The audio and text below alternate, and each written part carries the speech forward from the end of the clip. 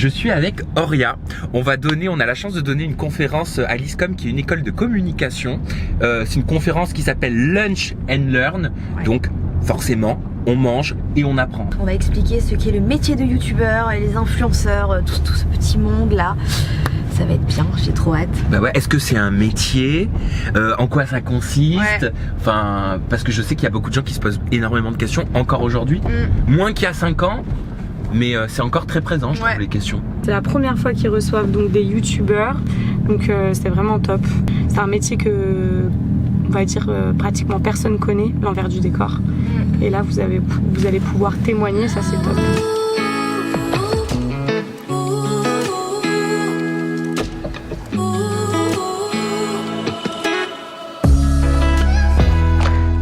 Et toi, Auria, t'as déjà fait des conférences? Oui. Donc ça veut dire que t'es pas vierge comme moi? Non. Donc ça veut dire que c'est toi qui vas commencer à parler? Oh non, pitié, je te jure. C'est ton métier un peu, hein, d'animer, tout ça, ça va, tu sais, hein, poser des questions, bien parler. J'ai voilà. pas de public, moi, normalement. Mais moi non plus, c'est ça le problème. Ouais, c'est vrai. S'il y avait vraiment 1 million de personnes face à nous, je pense qu'on parlerait. Ok, bye. On n'aurait pas fait ce métier. Vas-y, allez, petite mise en situation. Comment ça se passe une journée type de quand on est youtubeur?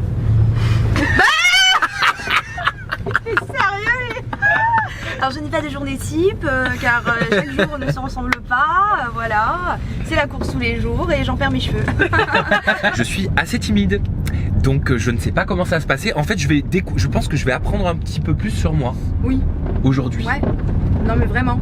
Des fois ils vont te poser des questions, tu vas dire mais j'y ai jamais pensé. Et en fait en développant ta réponse, tu vas dire ah ouais mais c'est fou. Non mais il n'y a pas d'animateur par contre. C'est ça qui me stresse moi. Je te fais l'animateur. Moi je fais pas en toute intimité aujourd'hui. J'ai peur. Alors nous sommes à l'ISCOM. Ah non, je suis pas en mode comme ça. Tout va bien se passer. Ouais. La conviction. Eh bien, étrangement, je ne stresse pas. Alors la grande première, je pense qu'on peut l'applaudir, Ouais. mettre plein de pouces vers le haut. Alors là, magnifique. Je m'applaudis moi aussi. Parce que franchement, c'est rare. C'est rare. On est arrivé? Ouais. Ça y est, je stresse en fait. Non, t'inquiète, ça va le faire. T'inquiète. Si je stresse. Non, t'inquiète. Juste après. Est-ce qu'on va avoir une haie d'honneur? Est-ce qu'il y a un tapis rouge et du champagne? C'est une blague, hein, évidemment. Ça va, y a personne. Ah, on dirait un village.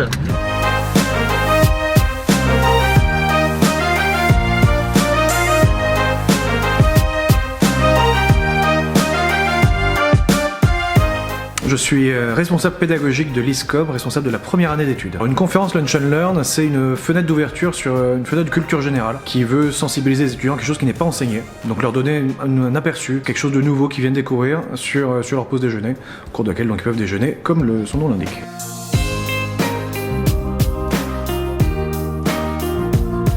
C'est grâce à Emma qu'on a l'occasion, le plaisir d'accueillir aujourd'hui Auria et Samzira. Donc remercions également Emma. Bonjour à tous. Donc c'est un petit peu impressionnant hein, aussi pour nous parce qu'on n'a pas l'habitude, c'est derrière l'écran. Mais là, vous êtes en face de nous. On est très heureux d'être ici avec vous pour répondre à vos questions, communiquer avec vous, vous partager notre passion, notre expérience et puis surtout tenter de répondre à la question qu'est-ce que c'est qu'un youtubeur? Est-ce que c'est un influenceur? On a 2 parcours en plus totalement différents. Donc écoutez, ma foi, on est là pour vous à 100%. Ouais, merci. Bonne app. On va manger. Ça nous donne faim. Ouais, de ouf, j'ai trop faim. On n'est pas là pour les potins. Donc, si j'arrive à Fidji, Ilan, je ne suis pas là pour répondre à ça. Mais par contre, je répondrai à toutes les autres questions. Pareil, pas du nouveauté aujourd'hui. Donc moi, j'étais pas du tout destiné à être sur YouTube à la base. Après le bac, j'ai fait le cours Florent, donc c'est une école d'art dramatique, une école de théâtre à Paris, parce que je pensais que mon rêve de gamin, c'était d'être comédien. Mais j'ai appris par la suite que je ne voulais pas être comédien, mais que je voulais régler un gros problème de timidité que j'avais. Voilà. Après mon cursus a fait que je suis allé dans le monde du luxe. J'ai été directeur de boutique pour des marques de luxe dans Paris. Et j'avais envie de retourner à mes premiers amours. Le cheminement principal, quand on veut faire de la création de contenu, c'est de se dire, normalement, faut trouver un producteur, faut avoir une idée, faut vendre cette idée, faut que quelqu'un croie en toi pour que tu puisses la réaliser. Et YouTube, en fait, a été une opportunité extraordinaire pour mon cas, c'est de pouvoir créer mon contenu, de pouvoir échanger, constituer une audience, même si j'avais pas conscience de ça au départ, sans aller démarcher un producteur, sans taper à la porte de boîtes de production ou autre. Et en ça, c'est une force incroyable, c'est-à-dire qu'aujourd'hui, grâce à YouTube, grâce aux réseaux sociaux, on peut développer ses propres concepts. Donc voilà comment en fait moi j'ai commencé, c'était pas du tout prévu que je fasse ça. Donc moi j'ai passé mon bac littéraire, ensuite j'ai commencé un BTS esthétique cosmétique parce que j'ai toujours aimé le make-up, etc. Et je me suis rendu compte en fait en cours de route que ça me plaisait pas du tout.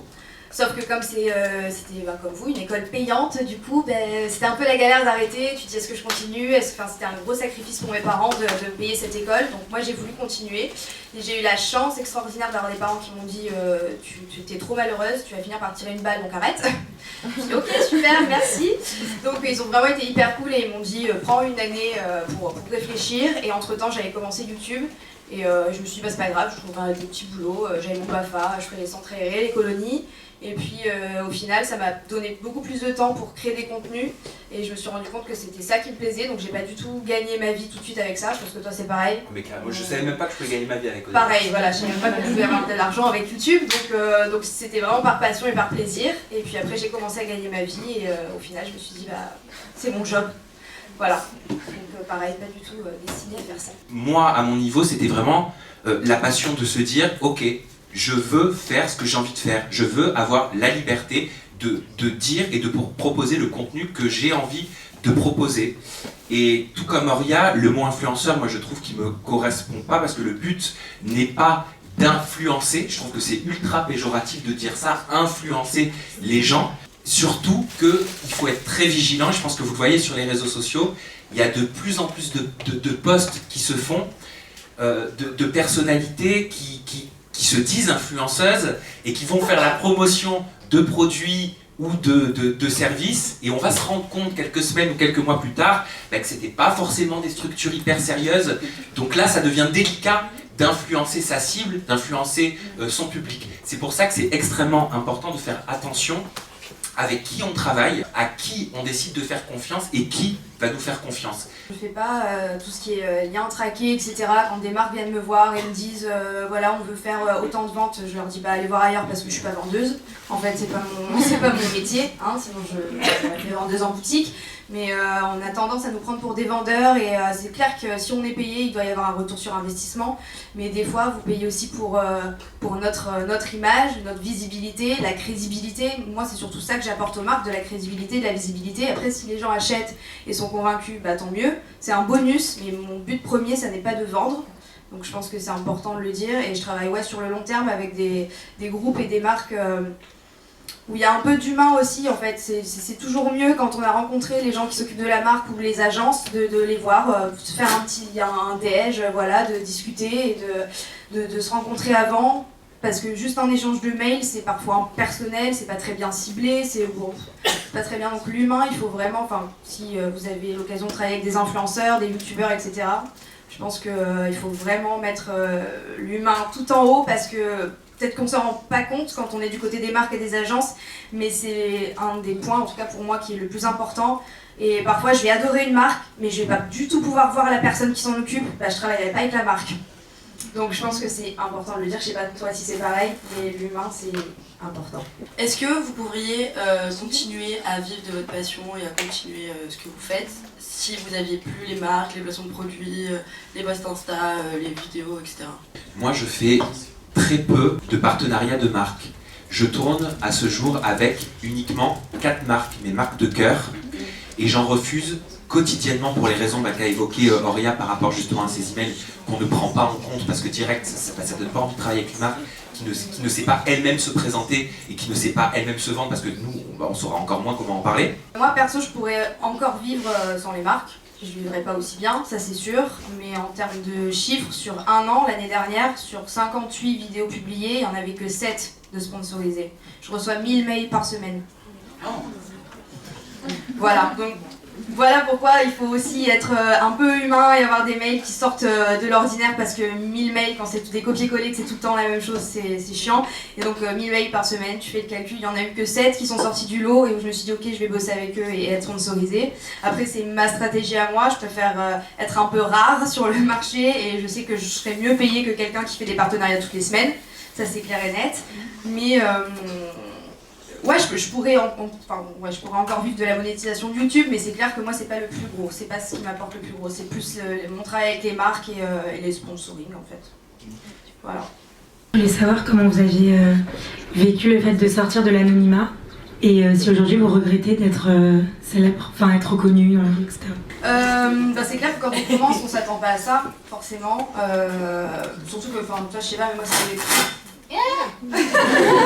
c'est arrivé progressivement, donc ça arrive petit à petit et je sais pas si c'était à refaire, si je le referais en fait. Enfin, j'adore mon métier, j'adore ce que je fais, mais s'il y avait tu vois cette partie un peu connue, machin, on prend en photo et tout, sans ça là ça serait trop bien. Tu vois, je me disais, on devient un peu parano, il faut faire attention à tout ce que tu dis, les gens qui arrivent dans ta vie, tu sais pas s'ils sont là. Oh my god. Moi c'est pas un truc que j'ai apprécié, j'ai même très mal vécu quand vraiment ça a explosé, parce que on te suit pendant une demi-heure quand tu fais ton shopping, on te prend en photo tout le temps, et moi ça m'a gonflé, donc ouais j'ai un peu mal vécu, mais après bon, c'est le revers de la médaille comme on dit. Alors moi je m'en suis pas rendu compte parce qu'en fait Emma pourra attester, je sors très peu, c'est-à-dire que je suis soit chez moi en train de travailler, je me lève à 7h, déjà en pyjama, je suis déjà derrière l'ordinateur parce que j'ai l'impression que m'habiller ça va me faire perdre mon temps, enfin bref, je suis un peu toqué et je finis assez tard le soir, donc si je suis pas derrière l'ordinateur, je suis en tournage, si je suis pas en tournage, je passe des coups de fil, si je passe pas des coups de fil, je réponds à des mails ou alors je gère énormément de problèmes parce qu'être sur YouTube, être créateur de contenu sur le web, c'est apprendre à gérer aussi énormément de problèmes qui arrivent quotidiennement. Et un jour, tu te mets à aller acheter tes tomates et tu te dis, c'est pourquoi on me regarde en fait. Tu comprends pas parce que t'es pas dans le truc, tu sais. T'es pas du tout dans ce truc, tu comprends pas. En fait, je crois qu'on n'a pas cette dimension à 360 de se dire les personnes qui sont derrière l'ordinateur, ce sont des personnes aussi qui sont dans la rue et qui vont te reconnaître et qui vont te parler. Donc c'est déstabilisant, c'est très déstabilisant. Tu te dis, en tout cas pour mon cas, tu te dis ça doit être cool. Tu te dis ça doit être sympa, tu vois. Et quand tu le vis, c'est sympa, mais c'est déstabilisant. Moi j'aurais voulu savoir comment est-ce que vous voyez votre métier dans 10 ans par exemple, comment est-ce que vous voyez en fait l'industrie évoluer et comment vous vous placez dans cette industrie dans 10 ans par exemple, ou 20 ans. Mais ça c'est une super question. Je te laisse le micro. Je te renvoie le bébé. Tu sais, on me posait déjà la question il y a 5 ans, mais tu vas faire quoi après YouTube, mais tu vas faire quoi après YouTube. Et ce micro ne m'aime pas. Là, c'est bon là. On me demandait déjà ce que j'allais faire, tu vas faire quoi dans 5 ans. Et au final, je suis encore là. C'est des métiers qui sont nouveaux, donc on peut pas vraiment savoir comment ça va évoluer. Après, c'est sûr que ça ouvre des portes. Donc je sais que si YouTube demain s'arrête, je retrouverai sûrement un travail ailleurs. Mon monde ne va pas s'écrouler si YouTube ferme demain. C'est pas grave, je ferai autre chose avec toujours la même passion et la même hargne, mais voilà. Après, si YouTube ferme, on peut toujours ouvrir notre chaîne en streaming Voilà. dessus, mais pour l'instant, moi, je kiffe YouTube, je me régale sur YouTube. Moi, quand j'aurai 80 ans, je me vois encore sur YouTube. Ouais, je me vois encore sur YouTube avec ma canne, à poser mes questions. Voilà, je changerai certainement de thématique, parce que j'ai toujours eu cette volonté de m'ouvrir à plein de thématiques et de parler de plein de choses différentes. Et YouTube, justement, je crois, nous laisse, et les réseaux sociaux, nous laisse cette opportunité de toujours upgrader et faire évoluer nos concepts. Ça veut dire que si ce qu'on fait actuellement en l'état, comme on peut le voir, s'arrête, et on trouvera autre chose, parce qu'en fait, les réseaux sociaux, YouTube, ça titille notre curiosité, et c'est ça qui je pense, nous aide à nous faire grandir, parce qu'on apprend aussi quotidiennement avec la plateforme et avec les réseaux sociaux, parce que c'est nouveau pour tout le monde. Est-ce que vous pensez que vos tarifs sont justifiés? Alors, quel tarif? Par exemple pour un post Instagram ou une sponsorisation YouTube. Alors, déjà, ça soulève plusieurs questions. C'est pourquoi est-ce que tu fais payer un annonceur sur ta chaîne YouTube ou sur les réseaux sociaux ou en télévision? Parce qu'au final, en télévision, c'est exactement la même chose. En tant que marque, tu développes une campagne et tu vas payer pour qu'un diffuseur, donc TF1, M6, W9, TFX, te diffuse ton spot publicitaire. Ça a un coût, pourquoi? Parce que derrière, il y a une audience, il y a une cible. C'est exactement la même chose sur le web. Et le web laisse l'opportunité aux marques, justement, qui n'ont pas des budgets de multinationales, comme des startups, de pouvoir faire des campagnes, de pouvoir se faire connaître. Après, ça rejoint ce qu'on disait en introduction, le fait de bien se renseigner sur la marque. Oui, pour moi, ça a un coût parce que tu offres une visibilité. Et on est confronté à ça au final tous les jours, parce que même quand tu vas dans la rue, que tu marches, que tu es en voiture, que tu vois des panneaux publicitaires, ce panneau publicitaire, il a un coût. Derrière, il y a des gens qui ont travaillé. Mais il faut bien garder en tête que derrière, il y a tout un travail. Il y a des montages, il y a une étude, il y a du relationnel qui se fait avec la marque. Ça devrait être moins tabou parce qu'au final, notre œil est habitué à voir ça en télévision. Pourquoi il ne le serait pas sur les réseaux sociaux? Peut-être parce qu'ils sont plus récents. On bosse avec des gens qu'il faut rémunérer aussi, donc faut garder en tête qu'on se paye pas que nous. Et puis après, moi je suis aussi dans un network, donc il y a le network qui prend sa part, donc faut payer tous ces gens en fait aussi. Voilà. Et puis je rajouterais, parce que c'est important, c'est une fierté au final de se dire que ce qu'on fait rémunère des personnes. Moi je suis fier de pouvoir rémunérer mon cadreur, je suis très fier de pouvoir rémunérer mon monteur, je suis super fier de faire travailler des personnes qui ont développé leur entreprise avec des beaux produits et en fait derrière tout ça, eh ben, on fait travailler du monde et ça, ben, franchement, c'est une de mes plus grandes fiertés. Du coup, Marie a demandé à arrêter de recevoir des produits gratuitement pour le poids que ça représente sur la planète. Ouais. Donc, du coup, comment est-ce que toi, tu te positionnes par rapport à ça, donc par rapport à l'écologie, et quelles évolutions tu vois avec ton rapport avec les marques, etc. pour le futur? J'ai fait à peu près la même vidéo pour dire à peu près les mêmes choses, sauf qu'on... Oui, avant. Ouais. Non mais c'est... Non, pardon, pas. Mais en fait, on n'a pas vraiment dit la même chose parce qu'elle, elle veut vraiment plus rien recevoir. Moi, ça me dérange pas de recevoir des choses à partir du moment où j'ai validé le truc et que je sais ce que je vais recevoir et que ça va être bien dans ma teinte, etc. Donc là, cette semaine, j'ai encore refusé 3 colis d'une agence de com que vous devez sûrement connaître, mais je vais pas la citer, très très connue sur Paris. Et ça ne veut pas rentrer dans leur tête, mais on va y arriver. Mais c'est hyper bien déjà écologiquement parce que je fais des allers-retours à la déchetterie toutes les semaines, j'ai des tonnes de colis, des tonnes de plastique et ça c'est hyper important, surtout si vous comptez bosser en agence. C'est vraiment de cibler parce que je peux recevoir 40 fonds de teint dans toutes les teintes. Mais c'est le rêve! Non! Ah non, je te jure que ça peut paraître condescendant, ils disent non mais attends, l'autre elle reçoit des produits gratuits, en plus elle se plaint, je peux le comprendre. Mais quand t'as 40 fonds de teint et il n'y en a qu'un seul que tu vas mettre, tu fais quoi des 39 qui restent en fait? Tu les donnes, tu les distribues, je les donne à des assos, etc. Mais c'est hyper compliqué, ça nous fait perdre du temps. Et puis ouais, écologiquement c'est n'importe quoi, les marques elles savent même plus ce qu'elles t'envoient, c'est pas le bon prénom sur le colis, enfin en vrai c'est le bonbon sur la Garonne, hein, vraiment. Donc en agence faites bien attention à ça, à bien cibler vos colis, même vos courriers, vos mails comme d'habitude. Et de la personnalisation, parce que des fois tu reçois juste un mascara dans un plastique, dans un carton, il n'y a pas de mots, il n'y a rien, tu sais même pas quelle agence te l'a envoyé, et c'est dommage.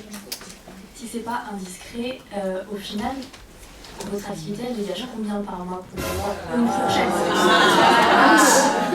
Eh bien la question est bien tentée et audacieuse. La réponse le sera tout autant. J'espère, non je plaisante. Très honnêtement, moi volontairement, je n'en parlerai pas parce que, et je vais te répondre, et je comprends ta question, hein, vraiment. Je trouve que c'est dommage que les journalistes dits plus institutionnels aujourd'hui, quand ils parlent de YouTube et quand ils parlent de réseaux sociaux, la seule chose qui revient, c'est l'argent, l'argent, l'argent, l'argent, l'argent.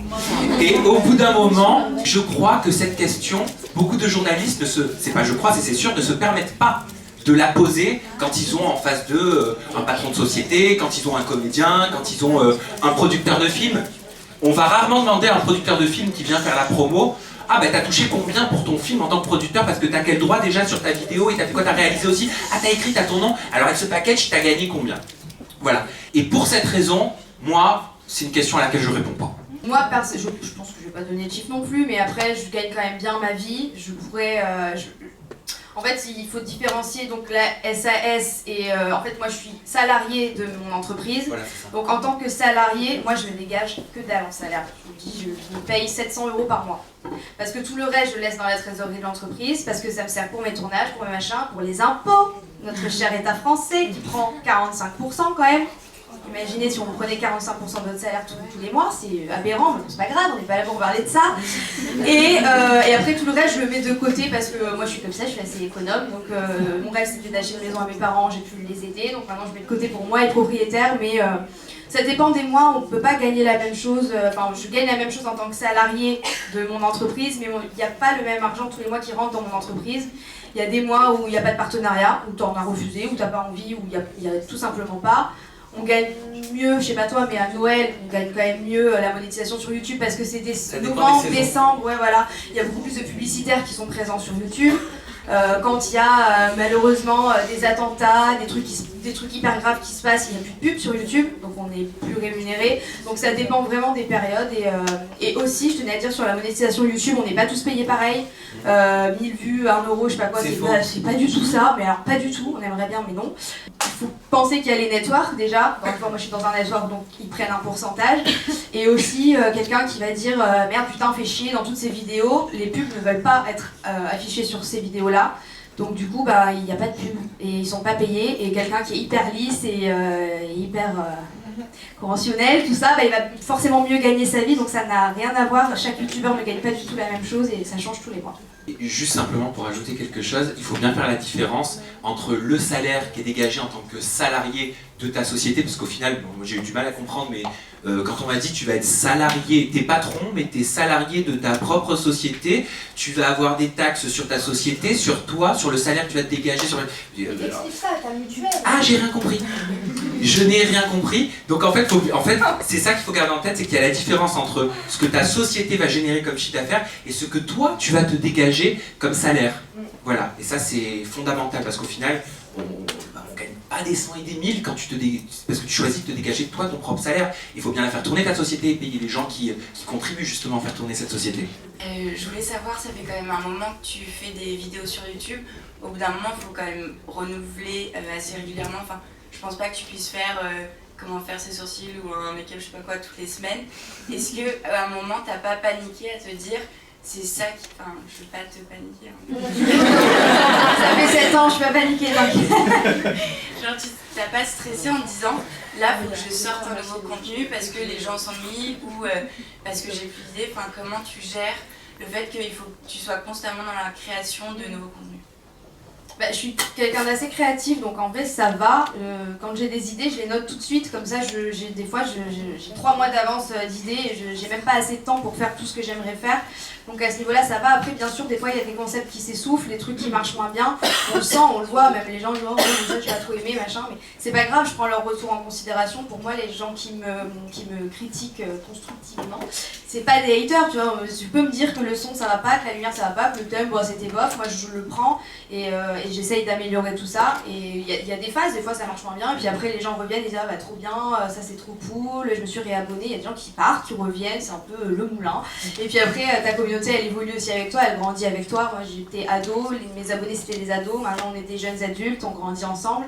Et c'est cool d'aborder plein de sujets de vie, problèmes d'ados, maintenant problèmes de jeunes ados, de 2 jeunes adultes. Et non, moi je manque pas d'inspiration, ça va. J'ai même pas assez de temps pour faire tout ce que je voudrais faire.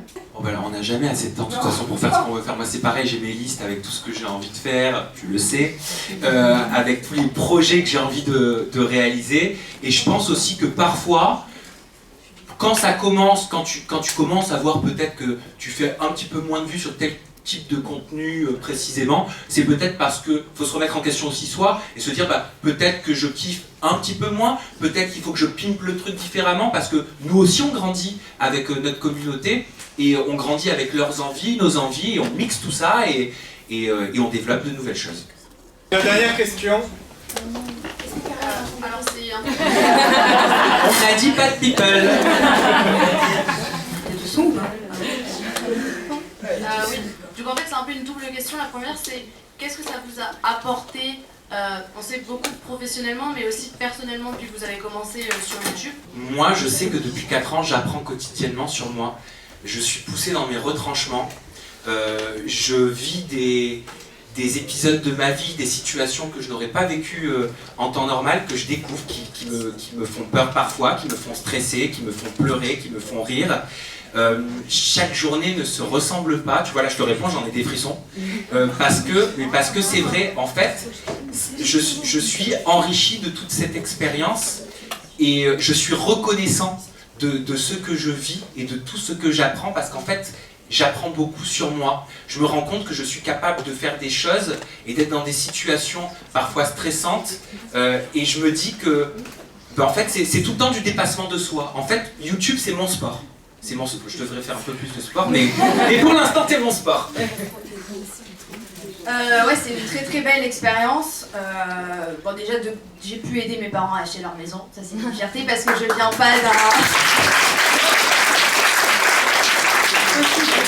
pas d'un milieu forcément aisé. J'ai fait des trucs de ouf comme monter les marches du Festival de Cannes, il y a quelle heure, des trucs de malade. Et surtout des belles rencontres humainement, c'est incroyable. Je suis partie au Cameroun avec l'UNICEF.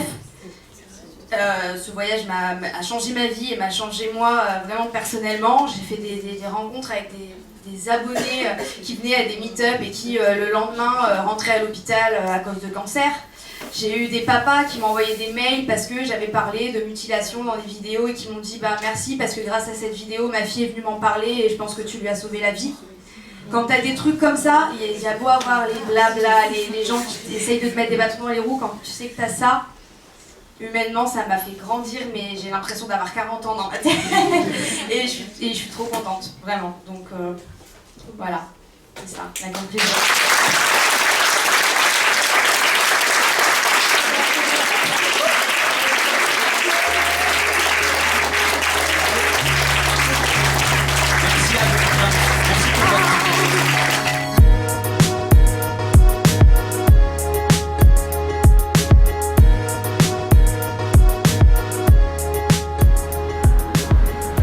C'est quelqu'un de très humain et voilà, c'était vraiment un plaisir je pense pour nous. Ouais, de l'avoir, moi qui suis pas du tout, voilà, même moi. Je suis pas la télé-réalité vraiment en général et qui me faisait une idée du personnage beaucoup plus, peut-être un peu plus superficielle et un peu moins peut-être, ouais, puis beaucoup moins intellectuelle finalement.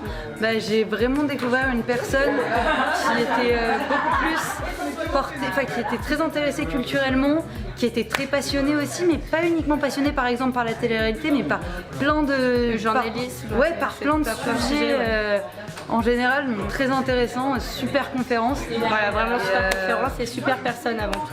Et ben j'ai retenu qu'il y avait plein d'idées reçues et plein de questions et que finalement les gens sont pas si informés que ça, même si presque tout le monde regarde YouTube, ils connaissent pas forcément l'envers du décor et tout ce qui s'y passe. J'aimerais trop le refaire, j'aimerais trop venir plus souvent dans les écoles et en parler. Non, c'était trop cool. À refaire 1000 fois. Faut pas croire que sans régularité, sans un planning éditorial réel, sans une éthique de travail, on puisse y arriver. Donc c'était pour un super moment d'apprentissage, de découverte, de réseautage.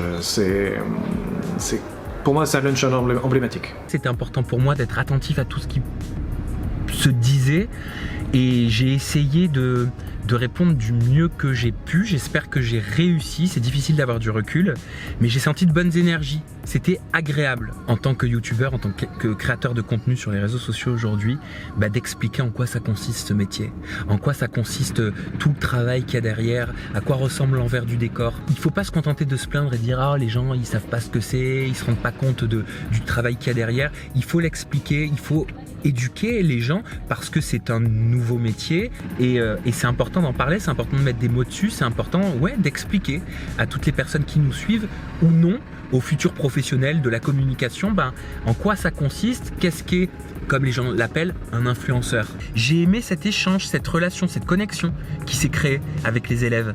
Je trouve que c'est super enrichissant en fait, parce qu'on n'a pas, personne à la science infuse, on n'a pas la réponse à toutes les questions, mais on est là juste pour témoigner de notre activité, pour l'expliquer, pour la partager, et c'est ça qui est beau.